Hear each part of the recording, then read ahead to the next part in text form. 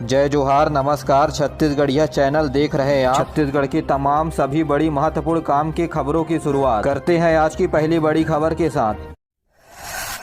अब परफॉर्मेंस बिगड़ा तो खैर नहीं, साय सरकार का बड़ा निर्णय। मुख्यमंत्री सचिवालय अटल मॉनिटरिंग पोर्टल का करेंगे निरंतर निगरानी। मुख्यमंत्री विष्णुदेव साय के द्वारा सुशासन दिवस के अवसर पर मंत्रालय महानदी भवन में आयोजित कार्यक्रम में अटल मॉनिटरिंग पोर्टल का शुभारंभ किया गया। इस पोर्टल के माध्यम से मुख्यमंत्री सचिवालय सीधे योजनाओं के क्रियान्वयन पर नजर रखेगा। वर्तमान में 23 विभागों के 35 महत्वपूर्ण योजनाओं की मॉनिटरिंग इस पोर्टल के माध्यम से की जाएगी। आपको बता दें कि पिछले 5 साल में केंद्र सरकार की योजनाओं की क्रियान्वयन ठीक तरह से मॉनिटरिंग प्रदेश में नहीं हो पाई है, जिसकी वजह से अटल मॉनिटरिंग पोर्टल का शुभारंभ सीएम साय के द्वारा किया गया। छत्तीसगढ़ में सुशासन दिवस के अवसर पर किसानों को बड़ी सौगातें मिली है। आवास की पहली गारंटी के साथ किसानों को बोनस देने की दूसरी गारंटी भी पूरी हो गई है। रायपुर के बेदरी गांव में आयोजित कार्यक्रम में सीएम विष्णुदेव साय ने कहा, किसानों को 2 साल का बकाया बोनस 3,738 करोड़ रुपए किसानों के खाते में डाला गया है। वीडियो कॉन्फ्रेंसिंग के माध्यम से सीएम ने किसानों से बातचीत भी की। कार्यक्रम में सीएम साय ने कहा कि मोदी की गारंटी के तहत बोनस देने के वादे को पूरा किया गया है। सीएम ने कहा कि इसी तरह मोदी की पूरी गारंटी को भी पूरा किया जाएगा। साथ ही कहा किसानों की पूरी धान खरीदी जाएगी। जरूरत पड़ने पर किसानों के लिए धान खरीदी का भी समय बढ़ाया जाएगा। इसके अलावा साय ने कहा कि 5 साल तक कांग्रेस ने किसानों को धोखा दिया है। छत्तीसगढ़ में हसदेव अरण्य क्षेत्र के बचाव के लिए सीएम साय का बयान सामने आया है। हसदेव अरण्य क्षेत्र में जंगलों की कटाई की अनुमति कांग्रेस सरकार के द्वारा पहले दिया गया था। कांग्रेस सरकार में जो कुछ भी हुआ सब उनकी अनुमति से हुआ है।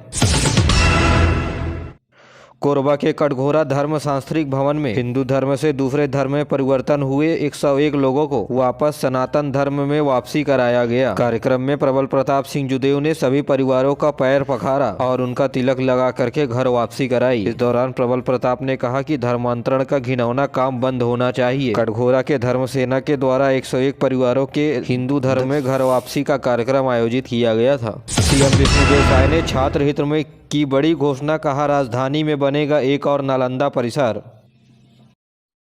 जी रायपुर के नालंदा परिसर की तर्ज पर एक और नालंदा परिसर बनाया जाएगा। वर्तमान में नालंदा परिसर की सुविधाओं को बढ़ाया जाएगा। क्या इस परिसर में पीएससी, यूपीएससी सहित विभिन्न प्रतियोगी परीक्षाओं की तैयारी कर रहे युवाओं को बड़ा फायदा मिलेगा। मुख्यमंत्री ने नालंदा परिसर में सुशासन दिवस पर आयोजित बिहारी वाजपेयी जी के व्यक्तित्व और कृतियों पर केंद्रित छायाचित्र प्रदर्शनी के शुभारंभ के अवसर पर घोषणा की है। इस दौरान कैबिनेट मंत्री ओपी चौधरी भी मौजूद थे। आपको बता दें कि इस परिसर में विभिन्न प्रकार के प्रतियोगी परीक्षाओं में तैयारी कर रहे अभ्यर्थियों के द्वारा यहां रहकर पढ़ाई कर बड़ी संख्या में छात्र अपने उद्देश्यों को प्राप्त करने में लगे रहते हैं। ऐसे में छात्र हित को देखते हुए यहां की सुविधाओं को भी बढ़ाया गया है। पूरी दुनिया में 5 दिन बाद नया साल मनाया जाएगा। नए साल को लेकर छत्तीसगढ़ सरकार के द्वारा गाइडलाइन जारी किया गया है।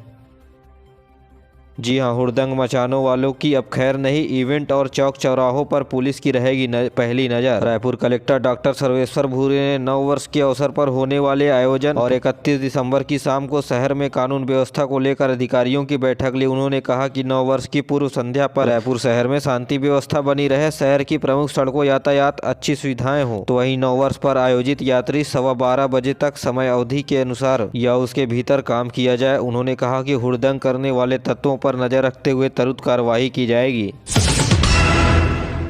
छत्तीसगढ़ में दिव्यांग खिलाड़ियों का शानदार प्रदर्शन, 32 मेडल जीतकर जिले का किया नाम रोशन। जी हां, गौरेला पिंडरा मरवाही जिले में एक बार फिर दिव्यांग खिलाड़ियों ने शानदार प्रदर्शन किया है। राज्य स्तरीय खेलों में जिले का नाम रोशन किया है। बता दें कि 14वीं छत्तीसगढ़ राज्य स्तरीय पैरा एथलेटिक प्रतियोगिता का आयोजन 22 से 24 दिसंबर तक स्वामी विवेकानंद स्टेडियम रायपुर में आयोजित की गई थी। वहीं गौरेला पिंडरा मरवाही के दिव्यांग एथलीटों ने 32 मेडल अपने नाम कर लिया है।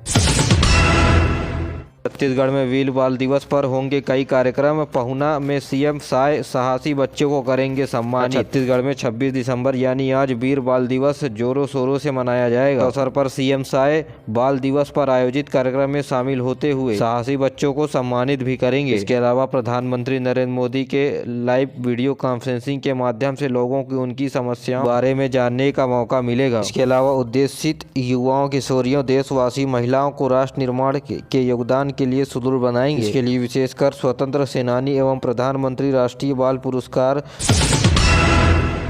यात्रियों को लेट लतीफ से मिलेगी राहत। बिलासपुर उस्लापुर के बीच 10.4 किलोमीटर लंबी आधुनिक फ्लाईओवर का निर्माण अंतिम चरणों पर हो रहा है। के बनने के बाद ट्रेनों की लेट लतीफ से परेशानी यात्रियों को जल्द ही राहत मिलने वाली है। रेलवे प्रशासन ने गाड़ियों में क्रॉस मूवमेंट की समस्या का समाधान कर लिया है। इसके फलस्वरूप बिलासपुर रेलवे स्टेशन से उस्लापुर तक एक फ्लाईओवर बना रहा है। 10 किलोमीटर लंबी फ्लाईओवर में रेल के ऊपर रेल का निर्माण कार्य चल रहा है। इसके अंतर्गत फ्लाईओवर निर्माण के साथ ही ओवरहेड लाइन शिफ्टिंग जैसे महत्वपूर्ण कार्यों के पूरा कर लिया गया है। इस बार चुनाव निपटते ही मिल गया मानदेय। पर्ची बांटने वालों को 750 रुपये, मतदाता मतगणना करने वालों को 1200 रुपये मिला। इस चुनाव के एक साल तो कहीं 2 साल बाद मिलता था मानदेय। जी हाँ, छत्तीसगढ़ के 75,000 से ज्यादा कर्मचारियों को चुनाव कराने पर मानदेय मिलता है और यह मानदेय चुनाव आयोग के द्वारा सभी कर्मचारियों के खाते में डाल दिया गया है। आपको बता दें कि इस विधानसभा चुनाव में 2 चरणों में चुनाव हुई थी, जहाँ 33 जिलों में करीब 1,15,000 अधिकारी और कर्मचारियों की ड्यूटी लगाई गई थी। इसमें सेक्टर और पीठासीन अधिकारी, मतदाता कर्मी, ड्राइवर, द्वितीय और चतुर्थ श्रेणी के कर्मचारी शामिल थे। मतदान खत्म होने के बाद सभी के खाते में भुगतान पहुंचा दिया गया है। बता दें कि पहले चरण में 20,000 से अधिक कर्मियों की ड्यूटी लगाई गई थी, तो वहीं दूसरे चरण में 75,000 कर्मचारियों की ड्यूटी लगाई गई थी। इस बार आयोग की ओर से पर्ची बांटने वालों को 750 रुपये, तो मतदान के दिन उपस्थित रहने वालों को 1200 रुपये तथा गिनती करने वालों को 1500 रुपये तक प्रति कर्मचारी भुगतान किया गया है। तो वहीं मतदान आयोग के द्वारा एक विधानसभा क्षेत्र में 25 लाख रुपए दिए गए हैं, यानी एक जिलों को कम से कम 50 लाख और अधिकतम 1.5 करोड़ रुपए दिए गए हैं।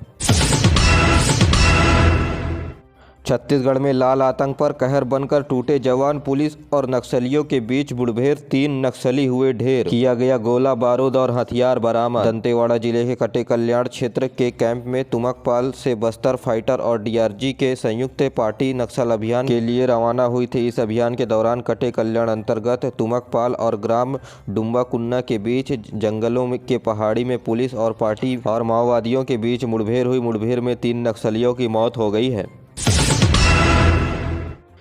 छत्तीसगढ़ में सेमीफाइनल के बाद अब फाइनल की तैयारी। बीजेपी प्रदेश अध्यक्ष किरण देव का भव्य स्वागत दिल्ली दौरे से लौटने के बाद किया गया। किरण देव ने कहा कि सब मिलकर मोदी की गारंटी के साथ लोकसभा चुनाव जीतने निकल पड़े हैं। दिल्ली दौरे से आने के बाद प्रदेश अध्यक्ष भारतीय जनता पार्टी के किरण देव की जिम्मेदारी देने के लिए केंद्रीय नेतृत्व स्थानीय वरिष्ठ नेताओं के प्रति आभार व्यक्त करते हुए कहा, मैं भाजपा का एक साधारण कार्यकर्ता हूँ। हम सब मिलकर मोदी जी की गारंटी के साथ लोकसभा चुनाव जीतने निकल पड़े हैं। इसके अलावा कहा कि हमारी डबल इंजन की सरकार तेजी से काम कर रही है, मोदी की गारंटी को पूरा कर रही है। हम लोकसभा की 11 में से 11 सीटें जीतेंगे।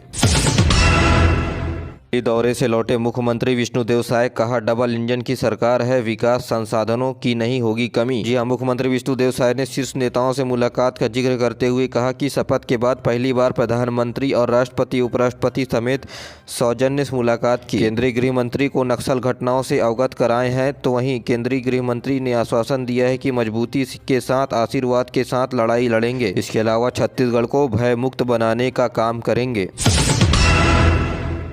छत्तीसगढ़ के उच्च शिक्षा विभाग यानी स्कूल और कॉलेजों में पढ़ाई का स्तर सुधरने के बजाय गिरता जा रहा है। प्रदेश के नामचीन विश्वविद्यालयों को लेकर राजधानी के कॉलेजों का हाल बेहाल है। छत्तीसगढ़ में इस बात का रोना रोया जा रहा है कि प्रदेश का कोई भी शैक्षणिक संस्थान देश के टॉप 50 शैक्षणिक संस्थानों में नहीं आता। इसमें बड़ी बात यह है कि हमारे शैक्षणिक संस्थानों की पढ़ाई का स्तर उठने के बजाय गिरते जा रहा है। उच्च शिक्षा विभाग को नापने का मापदंड नैक की तरफ से किया जाने वाला ग्रेडिंग है। नैक की टीम विश्वविद्यालय और महाविद्यालय की शैक्षणिक गुणवत्ता, स्ट्रक्चर, शोध, छात्रों में मिलने वाली सुविधाएं, प्लेसमेंट जैसे चीजों पर ग्रेडिंग निर्धारित करती है।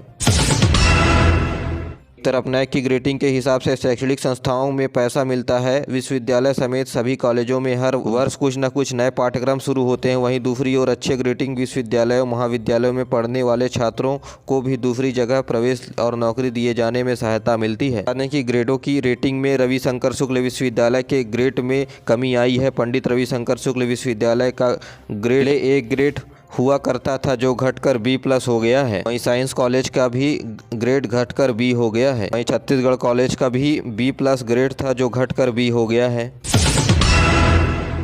ह्यूमन ट्रैफिकिंग छत्तीसगढ़ में है जारी। मामा की बेटी ने छत्तीसगढ़ की युवती को दिल्ली में 2 लाख में बेचा।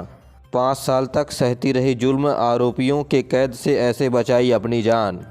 छत्तीसगढ़ में हैरतअंगेज कर देने वाले मामले सामने आए हैं। जी हां, कबीरधाम जिले में मानव तस्करी का मामला सामने आया है। कबीरधाम की एक आदिवासी युवती को काम दिलाने के नाम पर मामा की बेटी ने दिल्ली बुलाई और वहां एक डॉक्टर को 2 लाख रुपए में बेच दिया। के बाद युवती से आरोपी डॉक्टर ने शादी कर लिया और शादी के बाद पति और ससुर उसके साथ अप्रिय घटना करते रहे। इस दौरान वह किसी तरह वहां से भाग निकली और घर पहुंची।